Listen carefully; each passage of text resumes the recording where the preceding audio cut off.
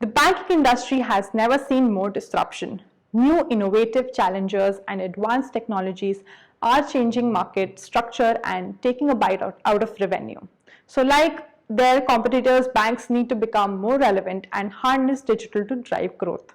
They must rethink their business models and be bold in reorienting themselves and their organizations, or they can risk being left out and left behind as industry changes around them. While going digital is crucial, it also enhances cybersecurity risk. So this fireside chat will explore the top of the mind security threat confronting the sector. And we have Yashwendra from ETCIO to take this conversation forward.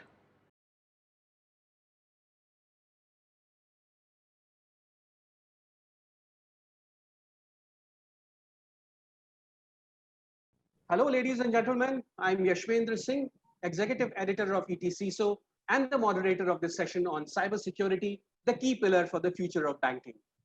The banking industry has never seen more disruption.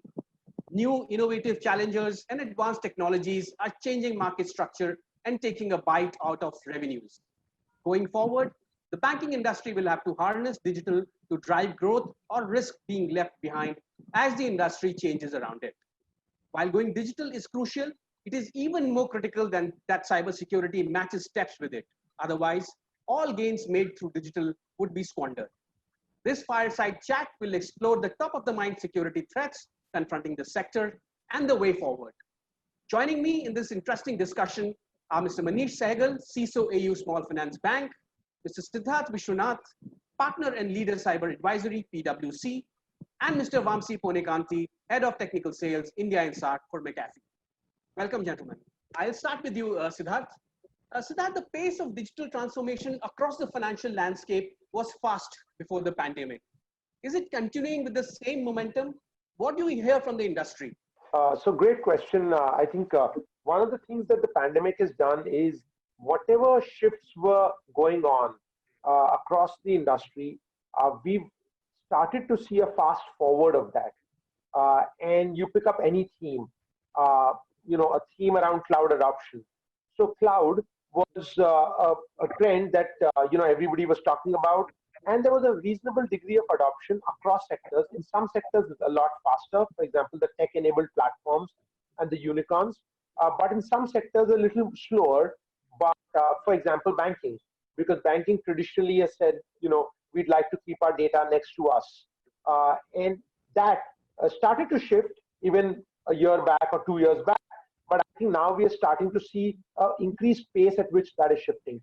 So be it cloud, be it digital transformation, to say how do we deliver banking over the mobile phone? So mobile banking, how do we deliver banking through apps, integration of banking products in new age tech platforms? All of that is getting fast forwarded.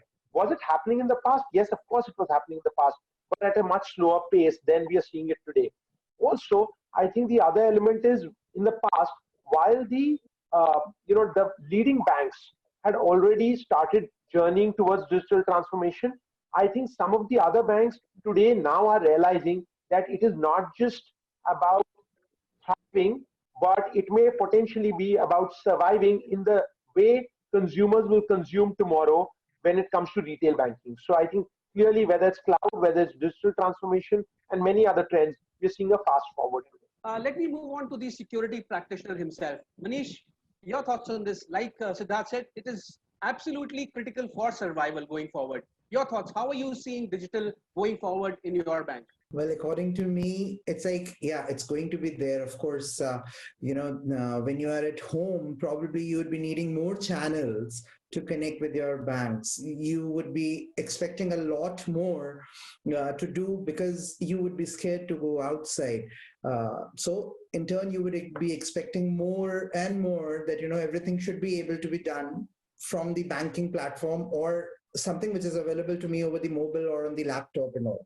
You know what, earlier, the regulator, as Siddharth pointed out, regulator and banking always felt that we should be looking into keeping the data to ourselves. But now even the regulator has started helping out the banks by putting in a different cell wherein, they actually inquire from the banks whether they were able to deliver the services which they are supposed to deliver to their customers on time remotely, or were they facing any challenges for the same. Of course, life for a person like me has become more difficult because the risks have increased quite a lot. It's like anybody to everybody who's sitting idly at home, doesn't have anything to do, tries his hands on hacking. So it goes like that. So, but yeah, yes, digital transformation is going to be there. It's definitely going to, in fact, move along faster. But yeah, the security risks are going to be much, much more in the current and the future aspect of it. Let me come to Vamsi now. Vamsi, what do you think? On the one hand, we have budget cuts looming ahead, and on the other, like Manish said, digital has to go forward. What do you think? Both very relevant points. I'll start with what Manish has just said, right? From a practitioner's perspective, the risk is much higher, and the risk is not going to go away, and it is driven by market motions. If you look at, each of us, for example, in the way we bank, the way we used to bank about a year ago to where we're banking now, there's a bunch of co-branded services that now I'd implicitly place my trust in my bank, for example. I'd much rather go and buy an insurance product that my bank sells because I know that they have a better perspective of me as a user, as me as a consumer, and therefore it is the imperative of the bank to start rolling out such services to me. Because I know that over the years they've serviced me, they've kept my credentials safe, they've kept my overall privacy in a safe model, etc. I have an implicit trust that's placed in. So it's the imperative of the user to go and buy newer solutions, newer products from these banks, and the banks will have to roll out such services. And therefore, the spend on technology is not going to go away anywhere. It's only just going to shift trends. It's going to only shift patterns to what was being sold earlier, to how it matters to the consumer as of today. And therefore, I think there's going to be a reprioritization or a relook at where do you invest your stuff first. So while there is going to be a pragmatic approach towards where do I spend my dollars in the best possible way, digitization is the way going to be the way forward. To Siddharth's point, it's also in a fast forward mode. And, how do we help them along that journey, keep digital, make banking that much more secure is our endeavor. And I think that's a very good problem to have. Okay, Manish, like we discussed, digital is a double-edged sword. While it enhances competitive differentiator, it also increases the threat surface for an enterprise. How can CISOs balance the two? The first thing we need to understand is that, as Vamsi just pointed out, the information security budget needs to be allocated appropriately. So earlier what was happening was that IT organizations, or even for that matter, banking, they always considered information security as a roadblock for everything. So being a roadblock, you never used to get those budgets. So it's most important right now to consider that if I am supposed to keep the pace with the digital transformation, the budget also needs to be allocated in a way where I'm able to implement the solutions which could help me to be secure, at the same time provide those digital services to my customers. The next thing is that I need to be prepared for, as a CISO, I need to be prepared for the additional risks which the digital transformation is going to present. Additional risks basically means the technologies so digital doesn't just come with one particular technology being in use. So there are different platforms which will be used. There are different cloud architectures which will be used. So I need to be actually prepared for those additional risks. And of course, another thing is that there will be different vendors which will be in use. So I might be dealing with one particular small fintech organization who would be developing one particular application or a solution for me. And there could be another one who is a conglomerate and providing, the same kind of services. So I need to understand that there are going to be multiple third parties which need to work along with me. So I need a better third-party risk management program per se. And of course, the transformation of the teams. So it's like earlier, probably I was not looking at somebody who could do an application, say I would not, from a CISO's perspective, I would not hire somebody who's into software development. But now, going forward, I would actually be looking into that as well, because I need to understand, are there any inherent bugs in the programming which they are doing? Then probably including technologies like those softwares which can actually help identify the bugs or the security issues in a particular software in a program. So uh, using machine learning to understand what it is there. And the last point, what I feel is basically the behavior analysis, the behavior of the user, the behavior of network, how a particular person is trying to connect to my organization, which is the way he is, or what is the resource which he is trying to access is all what I'm going to look at. Siddharth, do you echo Manish's sentiments there? Anything else that you want to add? So I think Manish covered quite a few things very nicely and fairly end to end, like he covered the whole 9 yards. I think one element that I would like to sort of talk about is, look, digital transformations is something that every organization across industries, and particularly in banking and anything to do with payments, has to undergo. But the risk of digital transformation, like Manish rightly mentioned, also exists, because you're now basically changing your playground.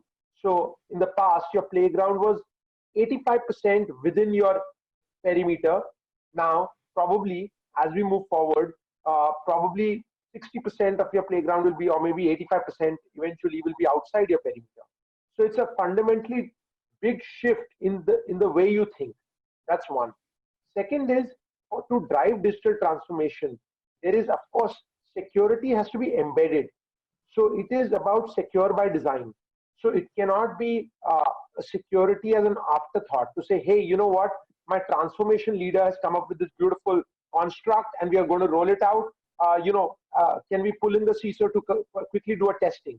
It is no more about testing per se. It is about looking at the whole thing in totality, which is, you've got to look at, is the architecture secure?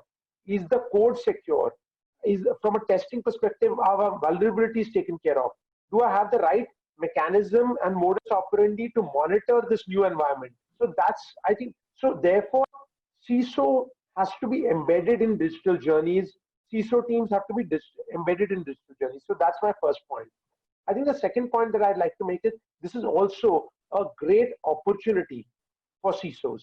Like, if you really look at economic frameworks of say 100 years back, it always talked about demand, and demand created supply. But if you look at technology, the last 50-55 years, it is supply that has created demand. Okay, so you come up with a new iPhone, the demand gets generated. Okay, you come up with the Bluetooth headphones, demand gets generated. It wasn't that there was demand for it and somebody said, I wish I didn't have wired headphones, and then basis that, of course, somebody did think about it, absolutely, but it wasn't like there was a huge amount of demand for any of these things. Supply led to demand. Now, I think CISOs have that beautiful opportunity to engage with fintechs, to understand the art of the possible, and say that, look, these 3-4 components, if they can be joined, they can deliver securely, but also deliver convenience to customer. Why don't you take a look at it? So I think you could put, I think it is a great opportunity for practitioners today in the cyber world to change the way we operate as well. That's, really important 2 critical points that you've raised. The security has to be built in, and security should not be bolt on. Great. Vamsi, what should CISOs do? How should they align with the new normal, balancing security and digital both? Yeah, so a couple of really interesting topics, right? I mean, Manish mentioned about intrinsic security, bringing in a bunch of resources who are software development by design. Siddharth also mentioned the secure by design mindset, and start thinking about digital as the security delivery mechanism is going forward as well, right? The way we look at it, and when we speak to customers, look at it, a traditional application or a traditional product that was provided to end consumers or end users in a banking kind of a scenario involved a certain amount of software, but also involved a certain amount of face-to-face interaction at the branch or at some point of interaction or a point of presence, right? But what we've learned over the last 4-5 months is, all of this should be able to be delivered in a touchless manner. The government is also incentivizing such kind of schemes. They're also coming up, even from a taxation perspective, completely faceless way of dealing with citizens and all of that kind of stuff. So what that does is it gives the opportunity to re-architect some of the traditional applications and go think digital first, cloud first, and a direct to consumer sort of a delivery. When that happens, the risks are also moving to the pipe that is actually generating these applications. In an IT world, this whole thing is called as the shift left, which means that you're getting closer to the development cycle as we start delivering services. And security is no different, right? So how do you look at such sort of shift left as a concept and embed security principles directly into that? So when you are developing the application itself in a software development lifecycle, not having to have security as an afterthought, to Siddharth's point, that I finish the development, then think, is there a port that is left open that could be vulnerable and that could be exploited? Instead, at the time of development itself, we should be able to look into those things and close those holes and gaps as you make development possible. So increasingly, security vendors, more importantly, vendors such as ours and McAfee in particular, is actually closing these loops. We're also looking at how do you plug the application security fully delivered on the cloud on one end, but also the whole development concepts and moving, towards the left of the development cycle and plugging that from a compliance and from a security perspective. And that is pretty exciting. Just one point of reference there again, there was a recent study which McAfee has conducted, and we realized that misconfigured or, wrongly implemented applications in the cloud constitute the most amount of risk to any organization, because the cloud services are by default a lot more open. So understanding what you need to keep open and what you need to close tells you whether you are secure or not. So it's a very important hole to fill as we move forward. Manish, let's talk a bit more about specific threats now. I feel COVID-19 has led to a spurt in phishing and malware attacks. What is the best strategy to prevent such breaches? The first thing which you need to do is, train your users. You need to make them understand that they can identify whether it's a phishing attack or it's a malware which is there, which has come as an attachment. They need to actually identify that, and then only you can restrict such kind of things which could actually impact your organization. First, as I said, is always, so humans are considered as the weakest links, in information security. So if at all you can train your users well, if you can make them understand that this is how a scam could look like, or then, this is how a phishing attack could look like, then probably you would be able to secure most of the things in your organization. The next thing is to ensure that, the rules which are being set on the monitoring devices are actually generating the alerts which you really want to see. So you don't actually monitor, or you don't monitor only the traffic which is coming from the outside world to yourself, but from within the network to one which is going outside. So like, for example, if you talk about my bank, we don't have any branches, say, across the globe. We are only in India. Why would somebody from my bank try and talk to something in Sri Lanka or in Pakistan or somewhere else? So I would actually be trying to monitor those kind of things, that if any traffic is getting generated from inside and going outside. And of course, then making sure that an alert is being generated. So all my systems need to work, so the way an orchestra works. So all the individual musical instruments, they need to fill in to ensure that the end result sounds beautiful. In the same way, all these solutions which we have implemented need to ensure that they generate those required alerts, so that the person who's sitting on a central solution like an SIEM could take a decision that yes, it's an attack, I need to block it. The third thing which you really need to do is, conduct a rule based analysis of whatever you have done, whatever you have configured. So say, like, for example, when you talk about phishing per se, so spam engine needs to be ensured that, that the spam is getting identified and is getting blocked at the right level. You can't make it happen like this, that your spam policies allow the mail to be dropped to an inbox or even to a junk folder, because most of us have got people have got a tendency to look into the junk as well, and if they find something interesting there, they click on it. You need to ensure that those rules which are being set needs to be revalidated, and then only should be kinds of put across over there. The major important thing in current world, because everybody is working remotely, is to implement a two-factor authentication solution, which would actually help that an individual is being identified in a way that he or she really is. So something like an out-of-band communication could happen, wherein you could be delivered an OTP or something like that, and you could feed in that at the time when you log in into the organization's network. And of course, the last point is basically conducting the behavior analysis. As I said, what time do you log in?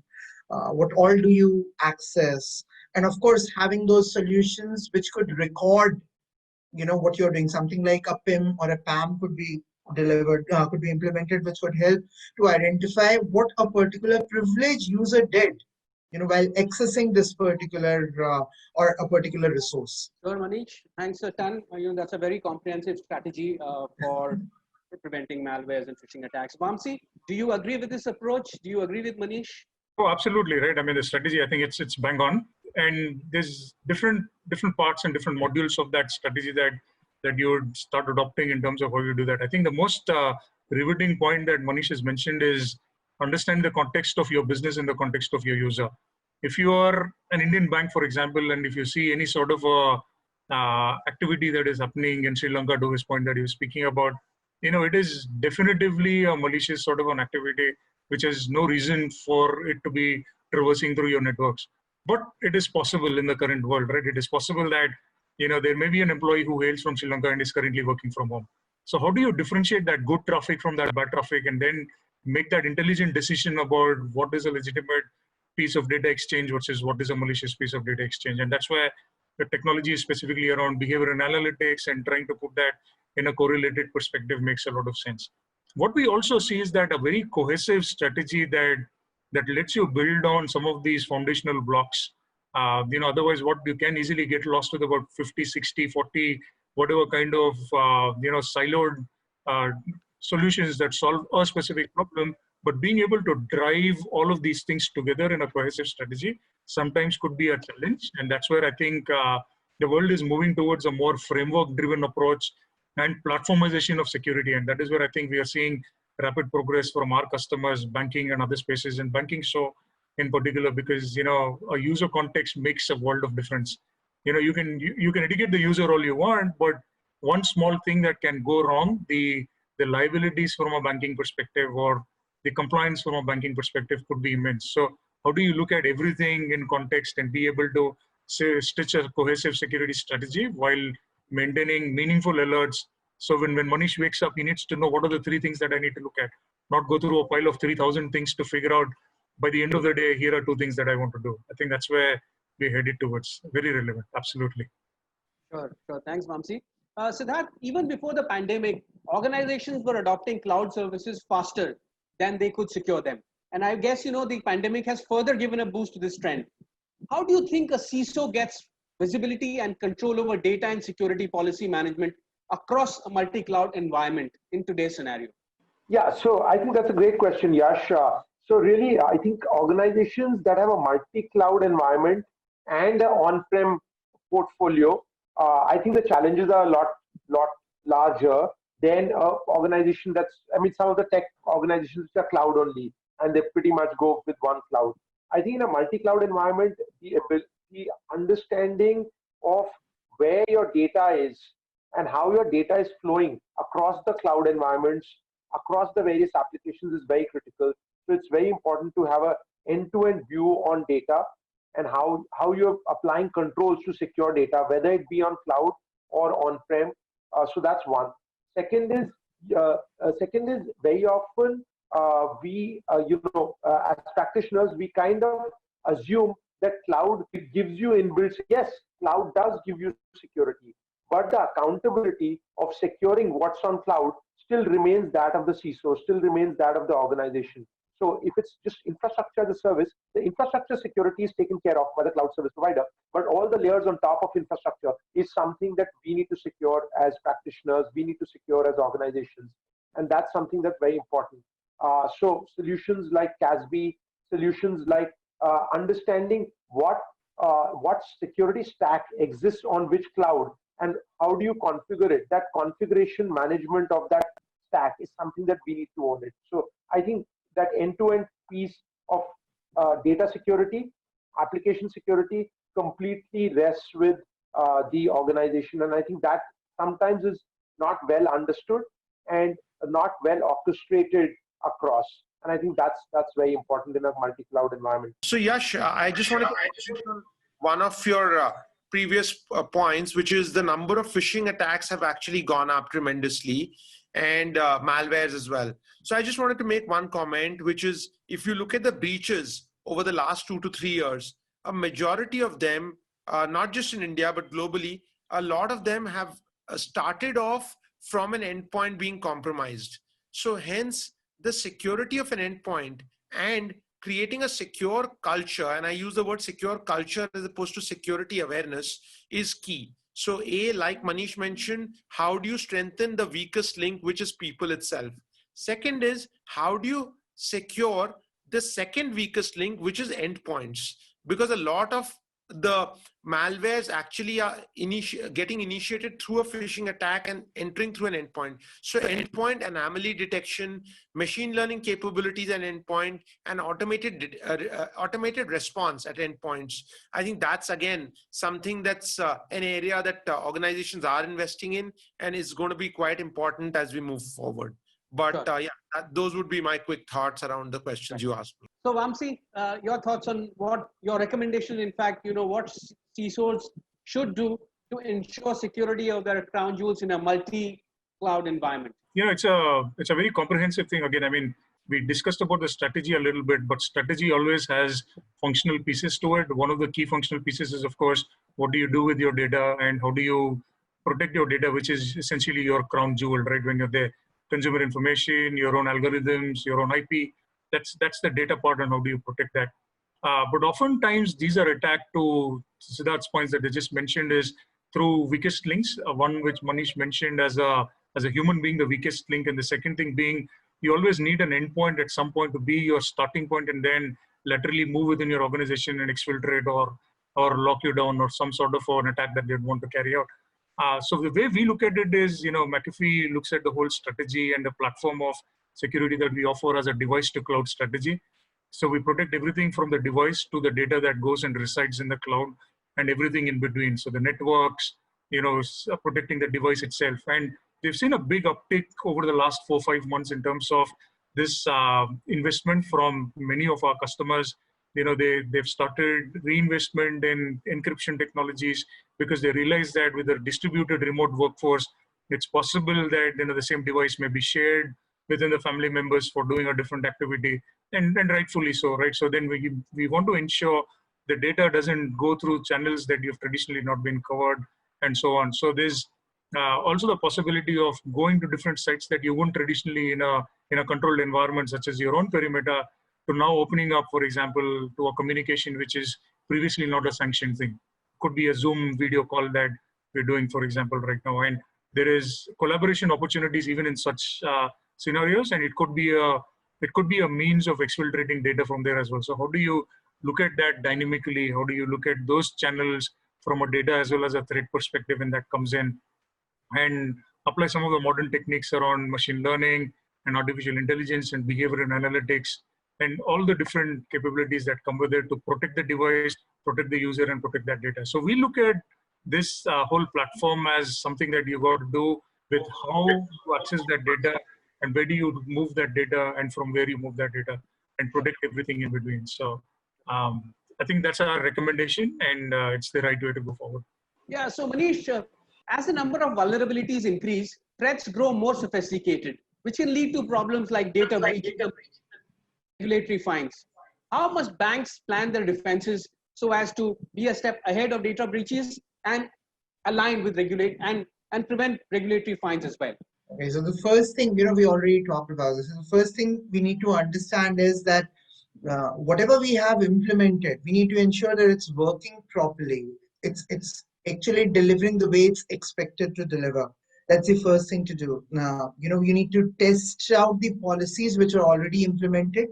You need to again, see, say for example, if the rules were configured earlier, then you need to go ahead and do a comprehensive rule-based analysis of whatever was being done earlier to ensure that it's still blocking the traffic. It's still actually regulating which you want that the organization should, regulate, something like that. The monitoring, as I said earlier, that the traffic which is going from north to south or lateral needs to be looked into. Again, the point comes for conducting those trainings or user awareness sessions, which could help your users to identify the threats. If you talk about the attacks which are getting more sophisticated, then you need to deploy newer technology solutions, something like which is based out on machine learning, something like which is based out on artificial intelligence, which could help you to enhance the security posture of your own organization. So say if an alert, when you talk about machine learning, so it's like,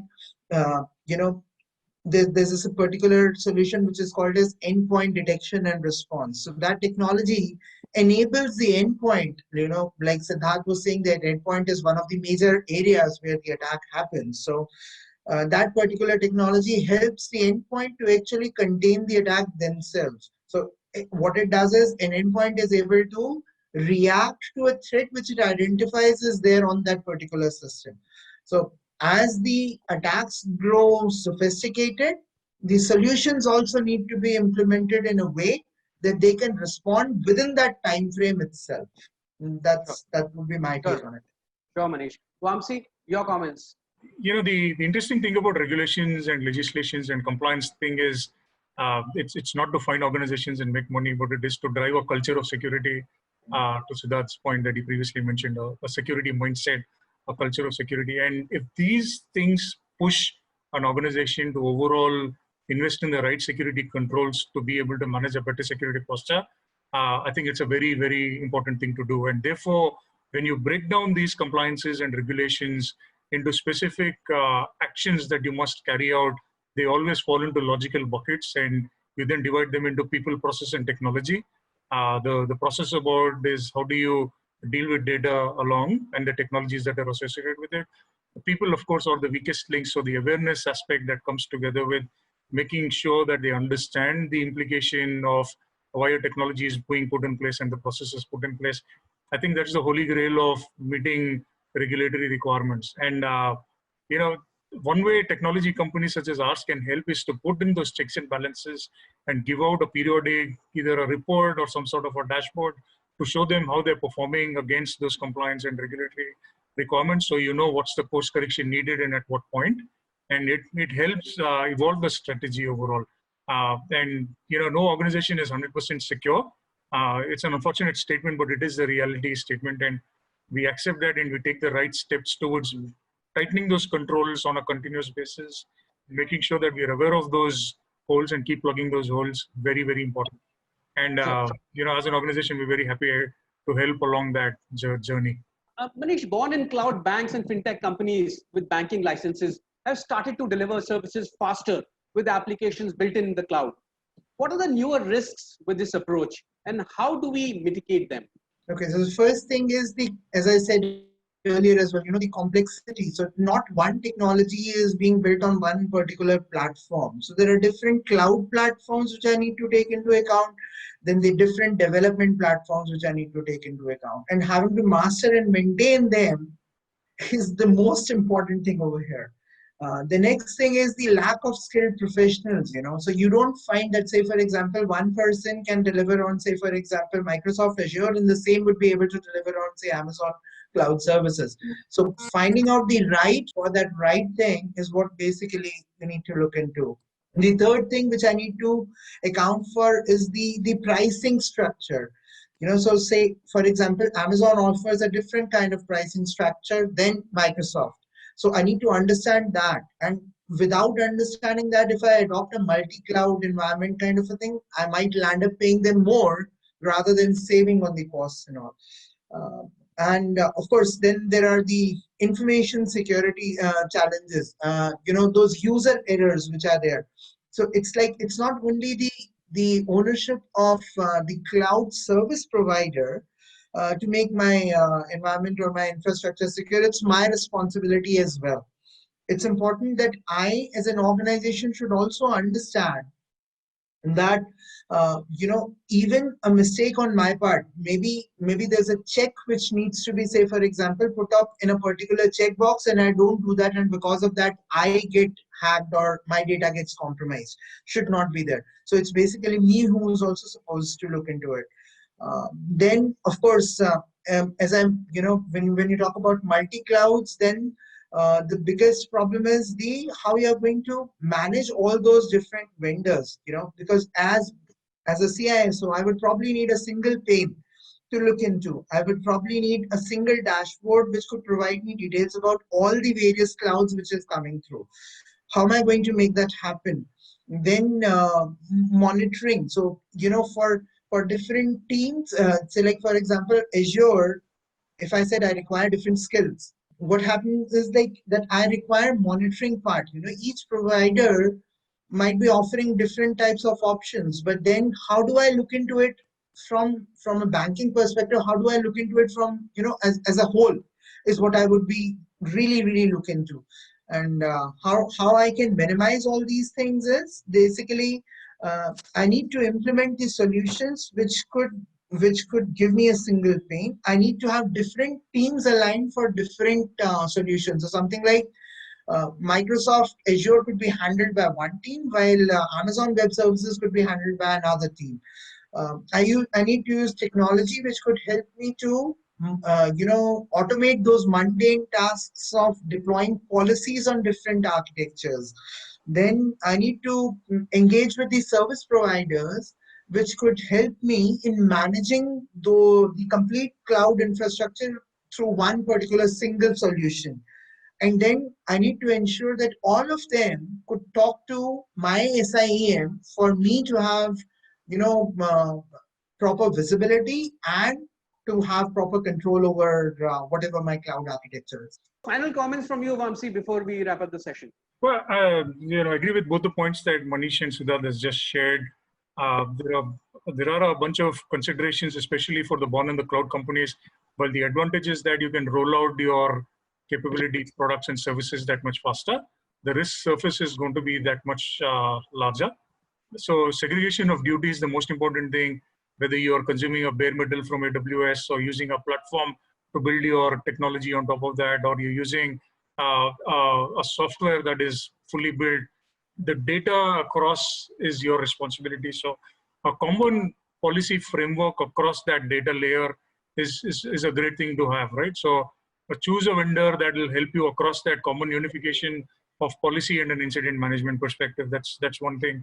The second thing is the threats also do not care whether you are putting in your right defenses and you've got a multi-cloud strategy or not.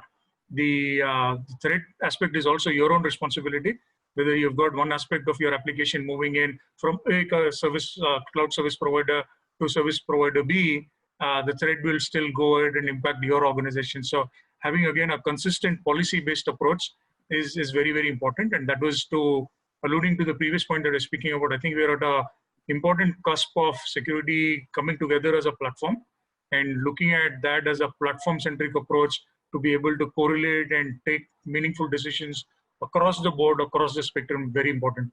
And I think that's the way forward again. Cybersecurity has been of great importance in the financial sector. It becomes all the more necessary since the very foundation of banking lies in nurturing trust and credibility. As India increasingly goes digital and hackers target banks more, CISOs in this vertical will have to enhance their security stance. With this, we bring this session to a close. Thank you, panelists, for those wonderful insights, and thank you, viewers, for sparing time for this. Stay safe and keep watching ETBFSI Converge. Keep interacting with us using the comment box to stay clear of any doubts with our speakers and team of experts. So So do connect with us on social media using the hashtag ETBFSI Converge. Stay with us.